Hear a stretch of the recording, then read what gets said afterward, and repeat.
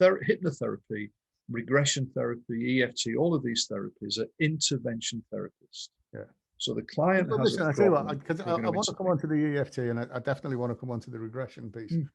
But just for people who are listening to this that have never been hypnotized, have never been to see a hypnotherapist, think that it's all just Wookiee stuff because all they've seen is some bloke in Torremolinos making people do chicken impressions. Yeah. Just give us a quick breakdown. What is hypnosis and hypnotherapy? How does it work? What is it? Okay. Well, the state of hypnosis, our jargon word is trance. So all industries have the jargon. Ours is trance. That's the word we use. Trance is a completely natural process. We go into trance at least 24 times a day. Wow. When we daydream. Anybody who has ever driven a car has been in trance. When we're on automatic pilot in the car, that's hypnosis. Simple as. You get from A to B and you've got no idea what the journey was. Did I go through those lights? Not sure. That's trance. So there's no need to be scared of that. We don't need to be scared of daydreaming. Yeah. So hypnosis is a form of relaxation. It's focusing and relaxing very often at the same time. Yeah. It's not being asleep. It's not going into a coma. It's not being under anesthetic. It's not being under my control. Yeah.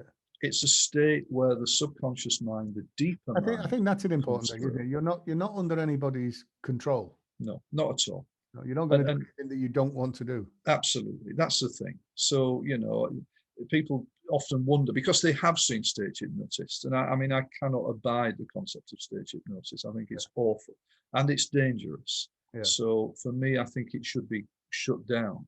But of course, then people think they're going to be asleep. They're going to eat onions, thinking they're apples, etc., etc. Having said that, those people that go up on stage and do the silly things, they are naturally hypnotizable. Yeah. Now, what that means is about 30% of people, maybe 25 to 30% of people, are naturally hypnotic. Yeah. And when I'm working with that sort of person, we usually find the results are faster than with somebody who's average at hypnosis. Yeah. Yeah. So I can remember going to see Paul McKenna. So he got an audience of 3,000 and he does all his pre-work for first of all, the people who want to play. So that's the key thing. The people who are on stage want to play in the first place. Yep. Then he breaks it down and he ends up with about 100. And the first part of his show really is wheedling out of those 100, the 75 people that he doesn't want to work with because they're just not as susceptible as the 25 he ends up with. My take on that was always, those 25 people that are left, actually, if you give them 3 pints of lager, they do all the things that he asked them to do anyway. Because that's why they're there. They've gone to be part of the show. Well, it's more than that, though. Yeah. And you've used the word susceptible. Now, to me, that's a negative frame. I say they have an ability to go into trance. Okay.